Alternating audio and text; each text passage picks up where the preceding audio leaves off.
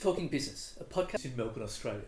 The podcast is available on the Acast site, my own website, the Apple Podcast Store, or wherever you go to get your podcasts. Or you can get it at the Business Acumen website at www.businessacumen.biz, or at Banking Day. For the most exclusive access to leading economists and business leaders from around the world, subscribe to Talking Business from my website, leongettler.com. I am Leon Gettler. My job is to review and monitor the week's news in business, finance and economics. I bring it all to you every week. This is episode number 12 in our series for 2023, and today's date is Friday, April the 21st. First, I'll be talking to Mark Fazio, the co-CEO of Mate, an independently owned Sydney-based challenger telco provider that is taking on the big players in the industry through great customer service and exceptional value for their customers. And I'll be talking to Indeed economist Callum Pickering about the latest unemployment figures. But now let's talk to Mark Fazio. Well, Mark, give us an idea of how Mate came onto the scene to fill a gap in the NBN rollout market. What sort of gap are we talking about? To tell that story, we're going to start back why we even started Mate in the first place. And back in April 2016, my identical twin brother, David, who's our CEO and obviously my twin brother, he worked for the wholesale companies. Back then, a wholesale company called M2, which is now Vocus. And he was selling networks to people like us at Mate. So he was selling networks, wholesaling networks to providers like us. And at that point, the NBN was probably partway through getting rolled out, but 80 was still prevalent, right? And so all the big guys were still focused on 80 still because it gave them 70 points of margin versus NBN where it didn't. And I guess if you think about it, like David, had the vision saying that, well, everybody's going to have to change at some point. We have the opportunity to get a head start, and that's how Mate was born. It was born to be one of the first telcos to offer unlimited NBN broadband and deliver NBN broadband to consumers to offer them a better service in a market where it wasn't being offered or pushed for the moment because all the big guys were making a lot more money off the old technology. And we saw that as a gap, and we went into the market and we started pushing that. Now, that was the reason why we started. But if you look at the gap that we feel that we're filling today for NBN, because as you can imagine, everybody's doing it. There's quite a cluttered market. I think what we're doing is simple things, right? It's not rocket science. We are simplifying the process to get people connected. You know what? Everybody needs mobile and internet, right? Everybody needs NBN, but the NBN offers a very convoluted process to get connected. There's multiple technologies. There's multiple hardware variables that you have to think about in your home. Your home can be big, it can be small.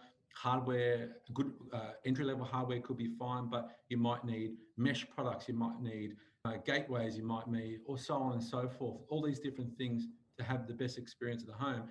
And I think for the everyday person, that can get very convoluted and very complicated. And I think the difference that we offer is a very no-frills approach to simplifying what you need to get connected, but not only just to get connected, but to have the best experience in your home. And I think that's the gap we're feeling. Now, I know a lot of other competitors say that, but I think we do that. And if you look at our awards speak for our service over the last couple of years, we won the Customer Service Institute of Australia Award for Customer Service Team of the Year. We won the International Award as well. And so even though we say we're good, we benchmark ourselves against the best as well. What sort of prices do we talk about? Yeah, so price-wise, we start from unlimited NBN, so it's all unlimited, from $59 a month. But if you bundle or mobile, we take $10 off your internet monthly fee. So theoretically, if you bundle or mobile, we are offering you entry-level NBN at $49 a month, which makes us one of the most price-competitive carriers in the market. You also have a call center, and it's based in Australia, which has to be something. Yeah, and I look, we've always been focused on Australian-based service because, you know what, with the NBN, I'll say it again, it's very convoluted. And if you don't know it or you haven't connected it yourself, how are you supposed to go and communicate that to consumers, right? And so we focused heavily on bringing the service and keeping the service in Australia. I'm looking at the left here, our whole call center with about 50 people in the call center now in Western Sydney. But I think what really proved that model right was during COVID, right? if you look during the COVID period, a lot of our competitors weren't even answering the phone because a lot of their call centers were based in the Philippines or in India.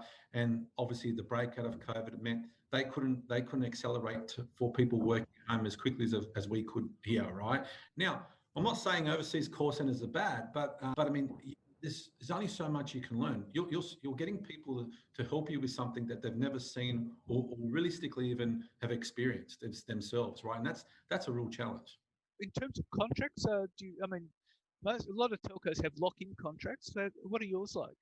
We've always had no contract services. We don't believe in contracts. There's no contracts between mates, right? And so that's what our brand's all about. You know, our brand is all about mateship and how we be your best mate for your internet and mobile service, and offering contracts doesn't allow us to be best mates, right? And so we've never focused on contracts at all. It's not something that we need. We don't lock anybody in. And the other thing as well, we also offer the first 30 days money back guarantee. So if you're not happy with our service in the first 30 days for your internet, we'll refund you that monthly fee, because we don't want you to come here and have a bad experience. And if you do, then we want to make sure that you don't pay for it as well. So that's how we back ourselves. So how do you set yourselves up? It's a very competitive market. I mean, you've not only got giants like Telstra and Optus, but you've got all the others. You've got TPG and you've got Vocus, which has just been sold to Macquarie. How do you set yourselves up? How do you set yourselves up? How do you compete? Well, I mean, we compete with, my opinion, and the way I think, first and foremost, I think we've seen it all, but I think culture is number one for a business, right? You need to, the people that are running your business, which are the guys that are, got their sleeves up and running the business every day, speaking to our customers, need to be bought into our vision and in what we're trying to achieve. And if they're not there, then we can't deliver that vision to our customers. So first and foremost, I think we've developed a culture that is second to none, in my opinion. And I've worked for a lot of big corporates in the past in my career, and I think culture, basically the culture, it makes our staff want to go the extra mile for our customers. And I think, and that's the first part. The second part is just having simplified systems, right?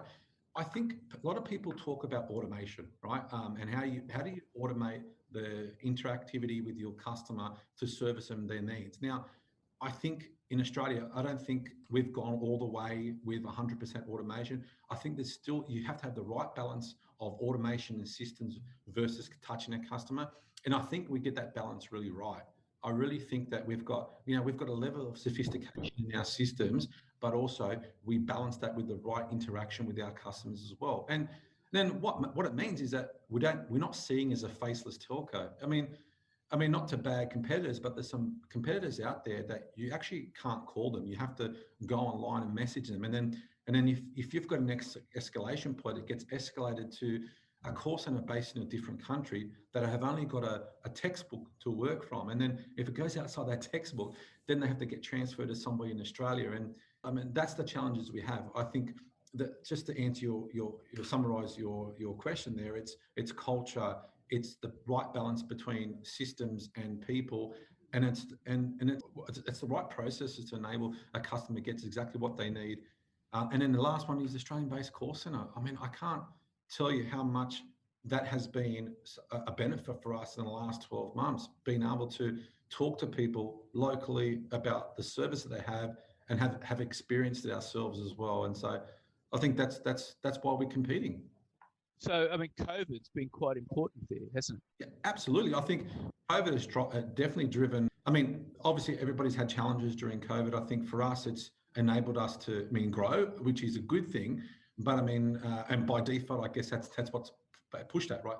People have gone home to do school. People have gone home to work, and connectivity has become more important than ever. But the reason why I think COVID is the most important thing that happened to our business is because it allowed us to show off what we do and how we do it better than anybody else.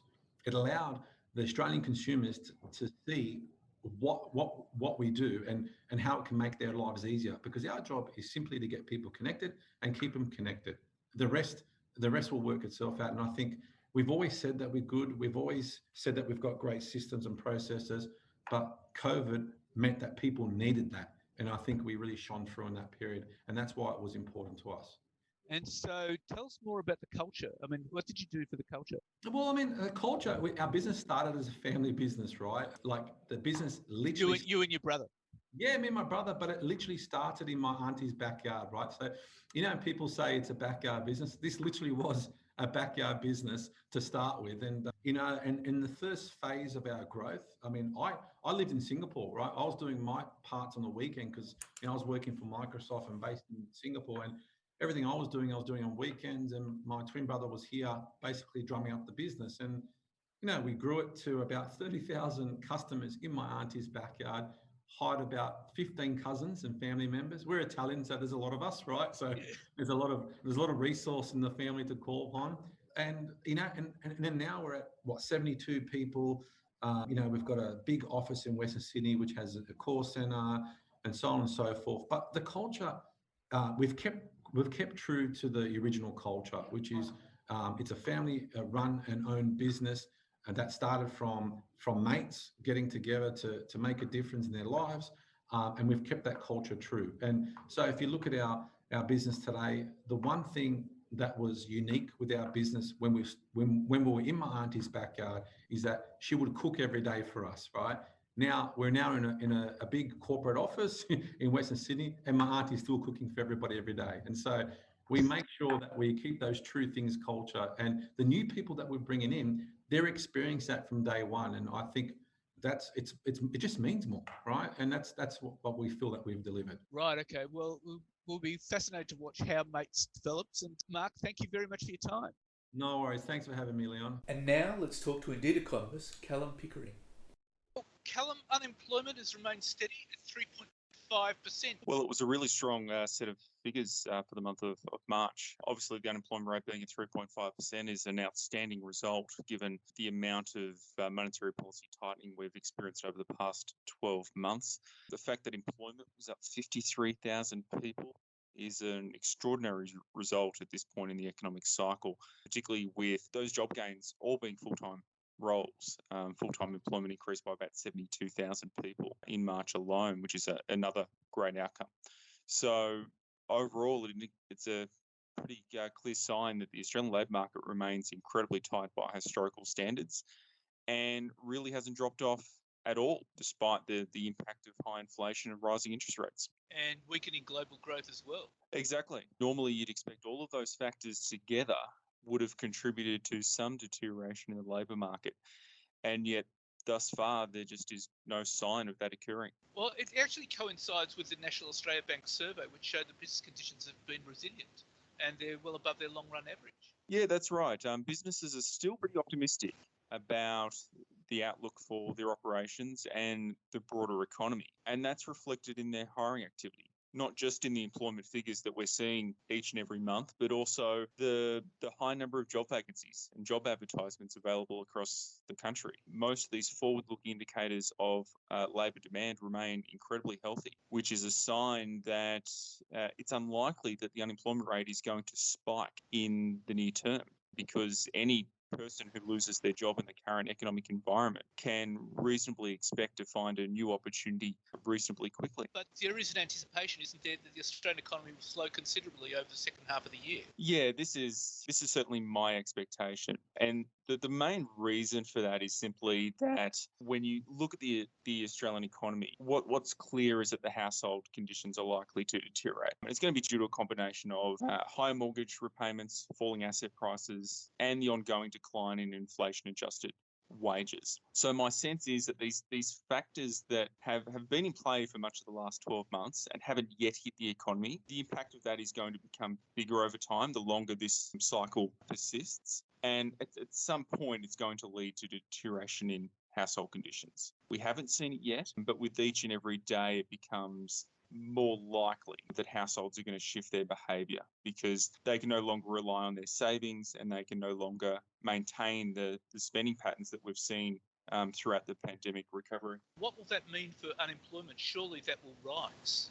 Well, certainly if the household sector rolls over, then you would expect the unemployment rate to pick up. The household consumption is more than half the Australian economy. And if it struggles over the second half of the year, you'd expect that to feed through to lower levels of job creation and higher levels of unemployment. It's just a matter of, well, how high do you go? If the unemployment rate can stay below 4%, then that, I think, would be an outstanding result.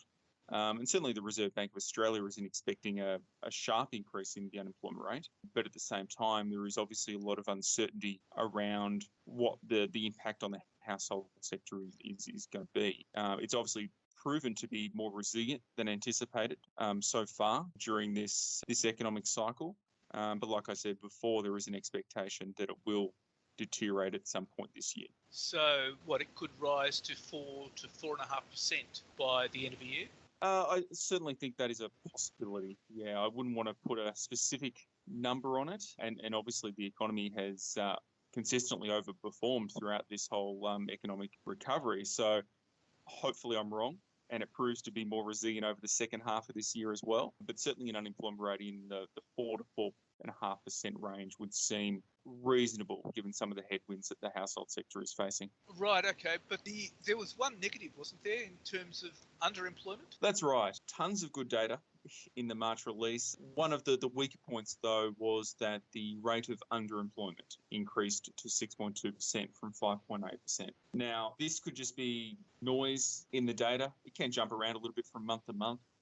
In fact, back in February, it fell to 5.8% from 6.2%. So it's sort of returning to where it was a couple of months ago. But the underemployment rate is an important one to keep an eye on because given this cost of living crisis that we're going through, what we could quite possibly see is more part-time workers looking for more hours in order to deal with those cost of living pressures. And if that was to eventuate, then there is that potential for the underemployment rate to spike. And is that the reason you're saying why underemployment has increased in this particular period? It's a possibility. It would be speculation at this point. Like I said, it could just be noise in the data, given it is a 1 month move, but it is absolutely a narrative that I think we need to keep in mind when we look at the underemployment rate, particularly as it evolves over the next few months. So you're saying a sharp rise in the unemployment rate remains unlikely in the near term? The unemployment rate, yeah, certainly over the next 2 to 3 months, I wouldn't expect much upward movement in the unemployment rate, just because there is such a strong number of job vacancies available across the country right now. There's still almost twice as many job vacancies at the moment as there was before the pandemic began. And that set of dynamics just isn't conducive to a sharp increase in the unemployment rate. What's important to remember, though, is that obviously economic conditions can change quite quickly. And so over the next 6 months, we could see the number of job vacancies decline quite a lot.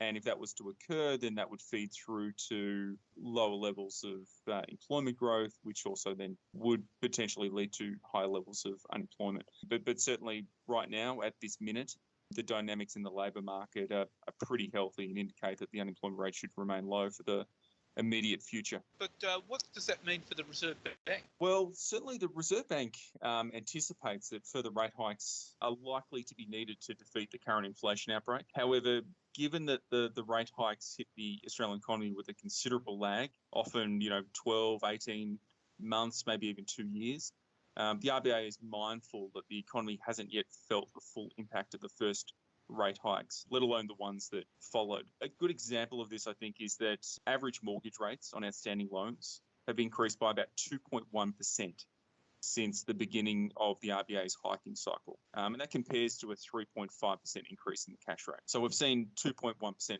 flow through from that 3.5% increase in the cash rate. Now, the gap between the two reflects the existence of fixed loans. And as those loans roll over, the gap between the average mortgage rate and the change in the cash rate will begin to narrow.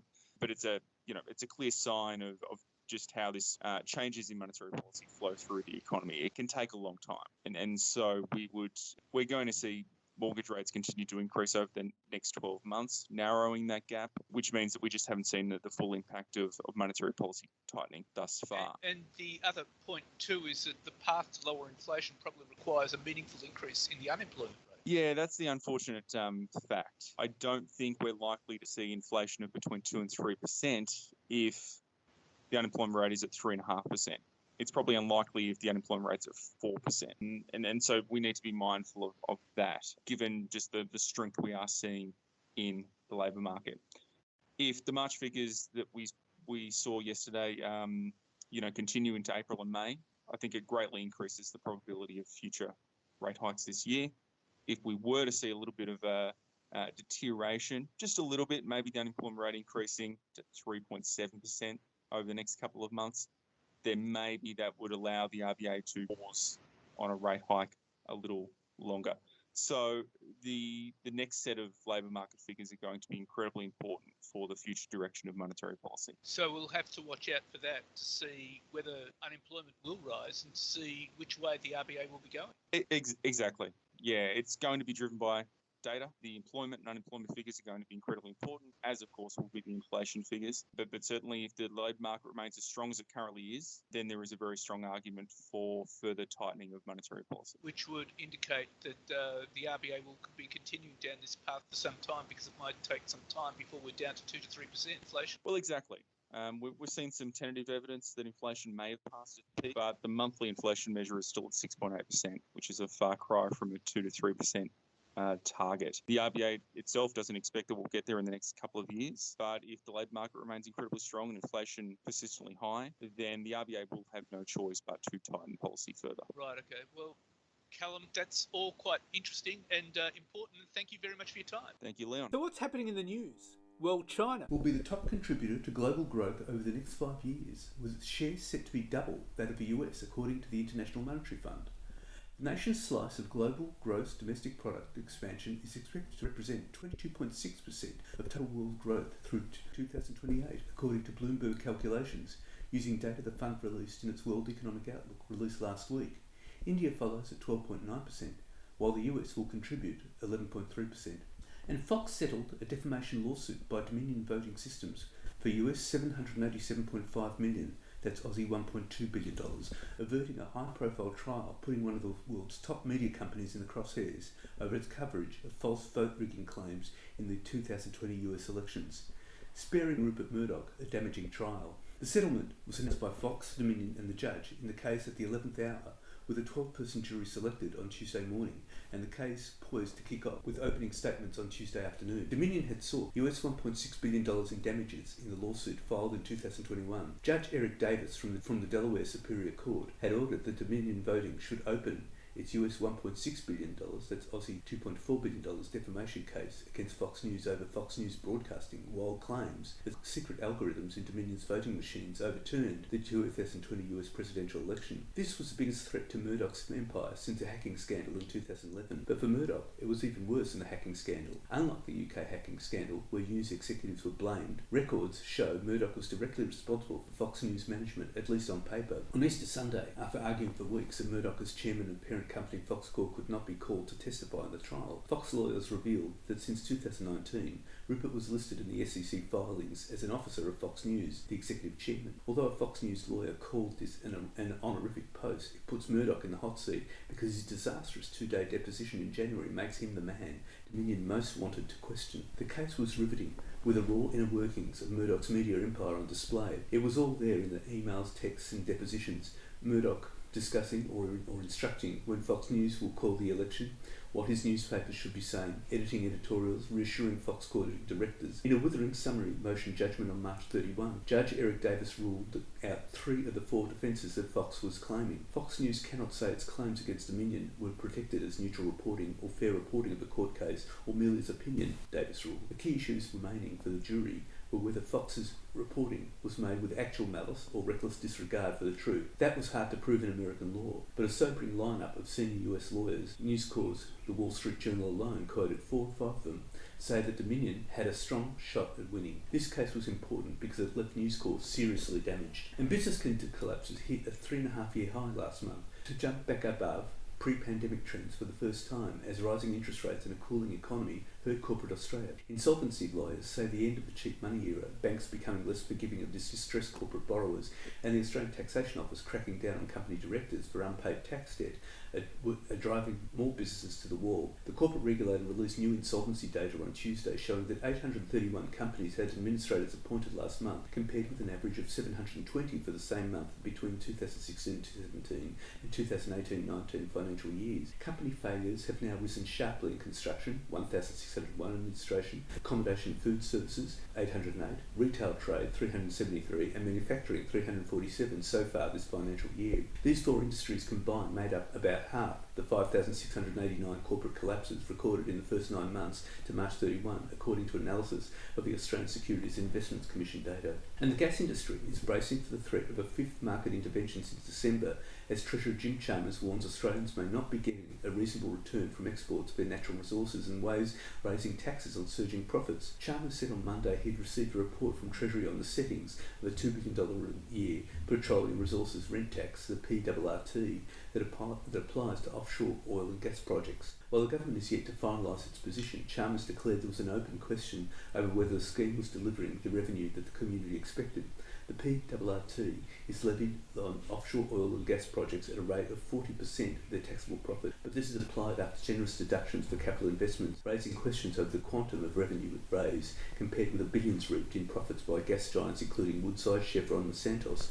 LNG, one of Australia's most valuable exports, is forecast to hit $91 billion in export earnings this financial year, 3 times more than in 2020-21, as Russia's invasion of Ukraine pushed fossil fuel prices to record highs. The 2022-23 federal budget papers show the PRRT is expected to raise $2.6 billion this financial year, but will thereafter decline steadily over the next 4 years to about $2 billion by 2025-26. Energy analysts at investment bank Macquarie on Monday told clients they expected PRRT reforms to be announced around the May budget. And the National Disability Insurance Scheme has lost its way and needs far greater reform than just weeding out crooks to ensure it remains sustainable, the Albanese government concedes. NDIS Minister Bill Shorten, who helped establish the scheme when Labor was last in government, used a pre-budget speech to the National Press Club to assure those in need that the scheme is here to stay, but badly in need of a reboot. Mr Shorten spoke of unethical service providers using the disabled as cash cows to line their own pockets and damage the reputation of the entire industry. In addition, it's understood that broader structural changes being contemplated include tying funding to achieving results for participants rather than the volume of services provided, and moving participants to longer-term plans rather than annual plans which rise in costs each year. The NDIS long ago conceded its original forecast maximum annual price tag of about $25 billion and will cost the budget $35.5 billion this financial year. Unchecked, that will reach almost $90 billion a year by 2032. About 585,000 people are NDIS participants, including 10% of boys aged between 5 and 7. About 6,000 people are joining every month. And an overhaul of Australia's capital gains tax system could improve the budget by $5 billion annually, with leading economists throwing their weight behind a return to indexing investment returns to inflation as part of a broader package of tax reform. Treasurer Jim Chalmers has flagged a public conversation about the sustainability of Australia's current fiscal settings, including $250 billion of annual tax concessions, as the Albanese government tries to plug a $50 billion structural budget deficit. Labor made its first attempt in February, saying it would levy higher taxes on superannuation accounts with more than $3 million, but has not identified any specific areas of further reform. Australia's 50% capital gains tax discount for investors was ripe for reform, said Grattan Institute Chief Executive Danielle Wood. One of the main reasons for the discount, but not the only one, is so that investors are not taxed for the component of their capital gain that is due to inflation. And at least 300,000 households may currently be experiencing negative cash flow due to unnecessary rate rises, according to hard-hitting Deloitte Access Economics report. In its latest Business Outlook report, the independent economics consultancy warned that the Reserve Bank had put Australia's economy on a knife's edge. After 10 rate rises since last year, the RBA is tempting fate, and Australia is now facing the weakest rate of economic growth outside of a pandemic since the recession of the early 1990s. With households hurting, dwelling construction in the doldrums, and the global environment shaky, Deloitte Access Economics has revised down expectations for Australian economic growth this year, and next to just 1.5% and 1.2% respectively, from 1.7% and 1.6% previously. Deloitte is forecasting the unemployment rate to grow to 4.1% next financial year and 4.6% the year after. Headline inflation is tipped to fall from 7.2% this financial year to 4.2% in 2023-24 and 2.6% the year after. And Australians lost a record $3.1 billion to scams in 2022 as government, law enforcement and the private sector look to improve collaborative efforts to support the community in the fight against scams, according to the latest Targeting Scams report from the competition watchdog, the ACCC. The total combined losses of $3 billion plus, reported ScamWatch, reports Cyber ID Care, Australian Financial Crimes Exchange, AFCX and the government agencies come as the ACCC's ScamWatch service reports it received 239,237 scam reports last year, a 16.5% drop in the number of reports received in 2021. However, financial losses reported to ScamWatch in 2022 totaled more than $569 million, an 80% increase compared to losses reported in the previous year. The Australian Competition Consumer Commission says that despite fewer reports to ScamWatch, the losses experienced by each victim rose by more than 50% last year to an average of almost $20,000. This is due in part to scammers using new technology to lure and deceive victims. And business lending is set to go electric at Commonwealth Bank, with the nation's biggest financier aiming to grow the business bank loan book with the launch of a green offering. CBA will offer business customers cheaper loans for electric vehicles and equipment, charging and storage station, renewable energy such as wind and solar, and hydrogen-powered machinery. It says the loans will finance the electric and hydrogen vehicles at a 1% discount to the standard rate, while other qualifying other assets would merit a 0.5% cut to borrowing rates. Vehicle loans will be limited to $250,000. The launch of a green asset financing program comes in the wake of several moves by CBA to offer green lending options.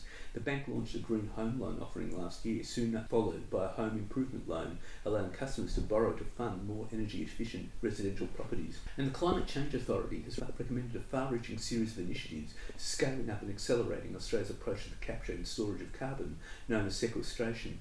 It points to estimates from the Intergovernmental Panel on Climate Change that to achieve a 50% chance of limiting global warming to below 1.5 degrees Celsius, about 6 billion tonnes of CO2 will have to be removed globally per year by 2050 and about 14 billion tonnes per year by 2100. While Australia has existing policies and institutions to incentivise carbon capture, the climate body says new approaches with industry need to be found to ensure enough investment flows to technology and new projects. This could see the federal government's $10 billion Green Bank and Australian Renewable Energy Agency being given expanded roles to turbocharge the nation's carbon storage industry as pressure grows for deeper emissions cut to hit a net zero goal by 2050. Carbon capture and storage in particular has been put forward as a technology fix to help Australia meet its emissions goals and part of a broader industry drive to hit net zero by 2050. However, big operators like Santos and previously warned Australia is missing an opportunity to create a major carbon capture and storage industry and called on governments to prioritise the technology. The Climate Change Authority has also pushed for changes to give the industry a boost. Investment in approaches like CCUS, carbon capture, utilisation and storage, with high upfront costs need to be de-risked.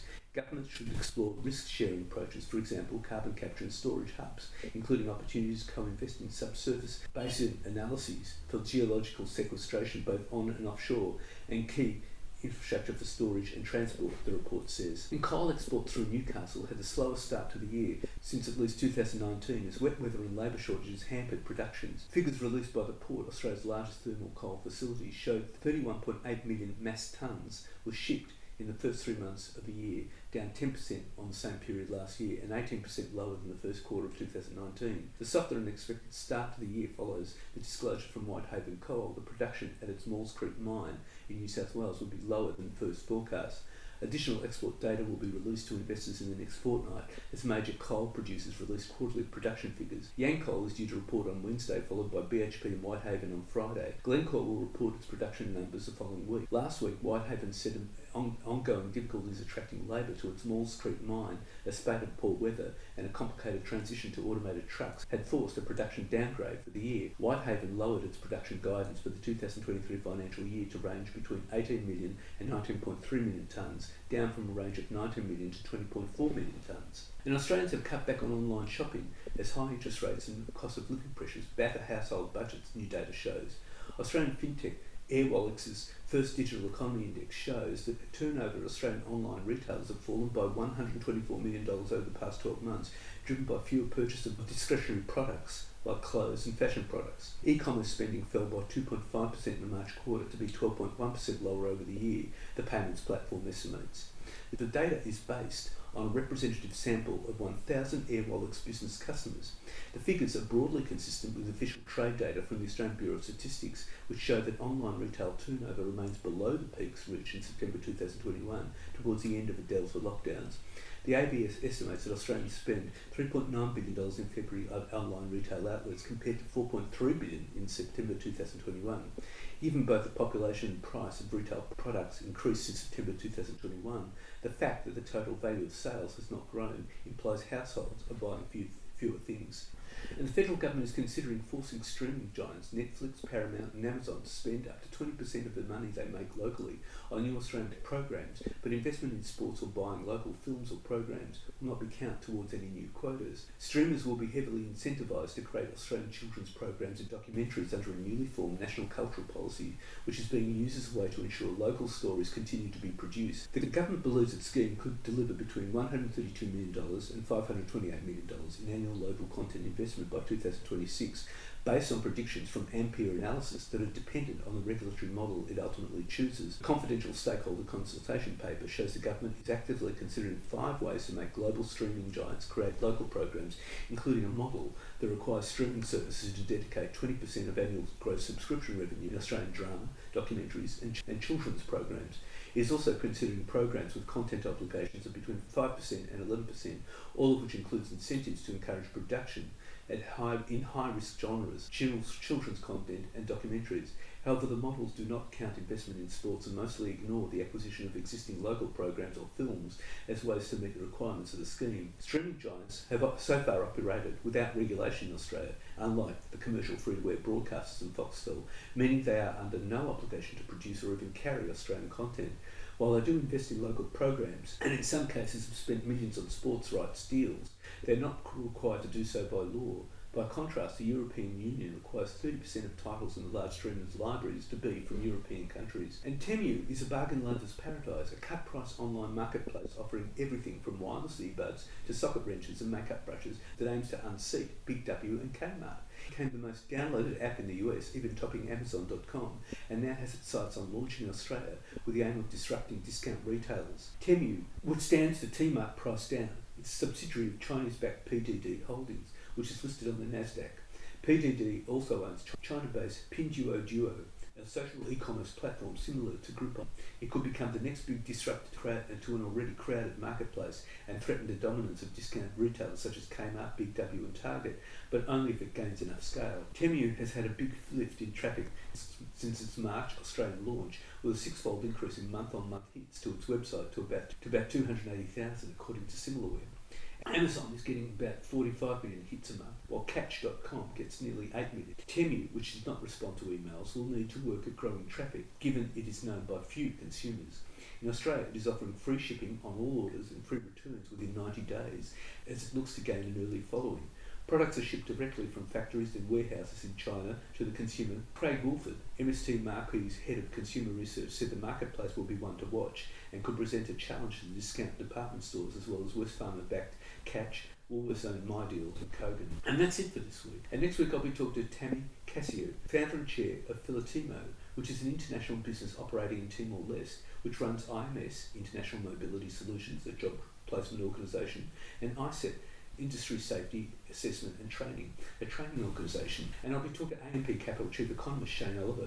In the meantime, you can catch me on Facebook, Twitter, Instagram, LinkedIn and YouTube. And if you want, leave a comment. For the most exclusive access to leading economists and business leaders from around the world, subscribe to Talking Business on the Apple Podcast Store or on my website, leongettler.com. If you want to contact me, email me at leon@leongettler.com.